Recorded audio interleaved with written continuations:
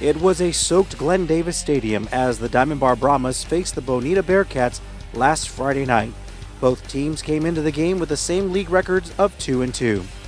The Bearcats get on the board first on this field goal kick by Brant Davis, and Bonita leads 3-0 with 5:42 left in the first quarter.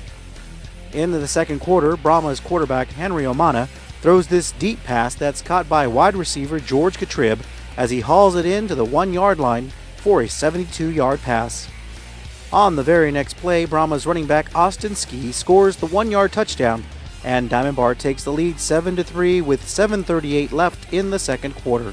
Still in the second quarter, the Bearcats running back Reggie Turner takes the handoff at his own 20 and runs the ball to the outside, cuts back up into the middle for a big 32-yard run.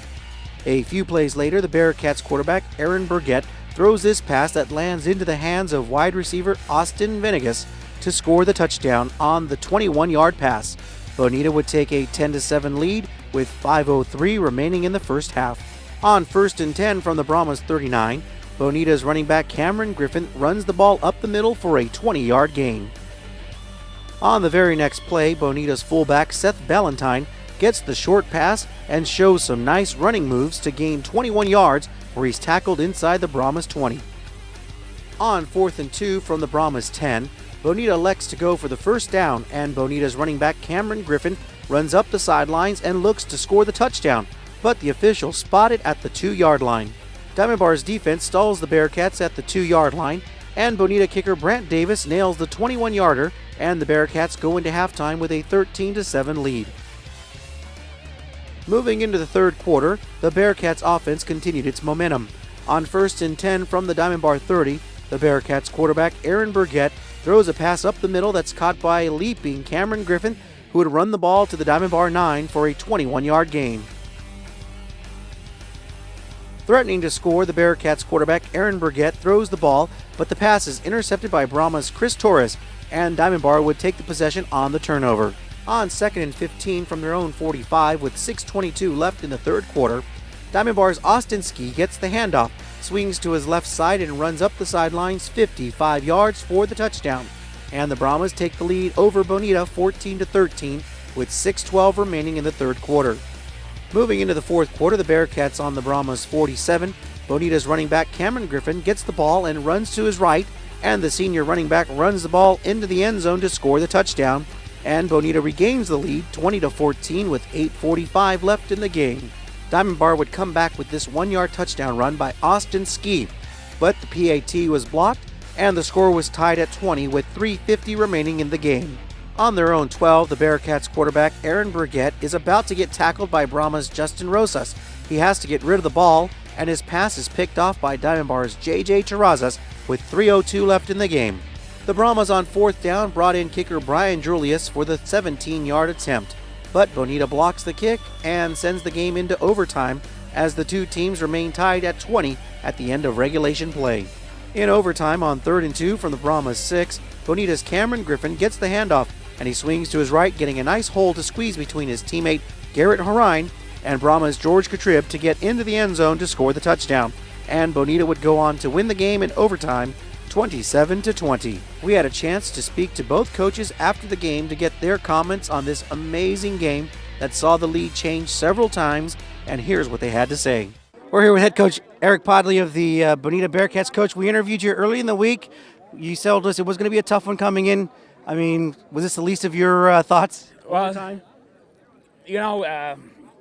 be honest, the way the situation, when we threw that pick over there, overtime was a prayer come true because I thought we were in deep trouble down there. Our defense stepped up. Austin Venegas got the block kick. Baskerville picked it up. That they pulled our butt out of the fire on that one, so that was a great job. On your offense, your running game, number 2 and number 5, can you tell me the 1-2 punch there? Reggie Turner's number 5, and Cameron Griffin, number 2, doing a great job. Reggie's been hampered with a little bit of a hamstring pull or a groin pull, so he was a little didn't get him in as much as we normally would like to in the second half. But Griff was able to step up and made some nice plays at the end, and we got some good blocking by our linemen at the end, and that's they saved us. Also, we talked to you earlier in the week. We just talked about this Hacienda League, how it's just up in the air. You guys are now one more victory over Diamond Bar. You guys were tied coming in. Tell me what this does for you in your standings. I think for one thing, it's a good thing in our league. I think when you get below West Covina, I think there's a lot of parity in our league, and anyone can beat anyone on a given day, and that's what you want in a league. I think you saw the excitement of that kind of parity tonight. I think this will puts us in a position, I think, to end up as a third place team. If I'm not mistaken, I'm not the biggest scheme guy on all that kind of stuff. I just know that we got to keep winning out. But Diamond Ranch beat us, so I think they'll end up as a second place team. There's a thousand different things that could happen, but I think it puts us in a position, I think we're in the playoffs. And finally, you guys are coming off this emotional high of a ball game. Who do you guys have next week, and is it here or away? Roland away on Thursday. And what have you seen on them on tape or heard? I've seen them a little bit on tape, and they've got some pretty good skilled kids, and it's a Hacienda League. Anything can happen on a Friday night or a Thursday night in next week's case. So anything can happen. You got to play well. We're here with head coach Ryan May of the Brahmas. Coach, went into overtime, a tough game. Nothing that's new for you guys this year. I mean, you've had a lot of close ball games. Tell me your thoughts on tonight's game.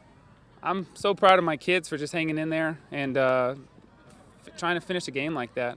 I mean, they could have easily let that game go, being down at half, and they fought back and one play away from possibly winning the game. But hats off to Bonita. They're resilient. I mean, they could have been down and out too on some field goals and stuff, but they gave it their all. It was a very good game. Looking at your offensive side, the young man Ski, he had some big plays tonight, even that touchdown that put you guys ahead.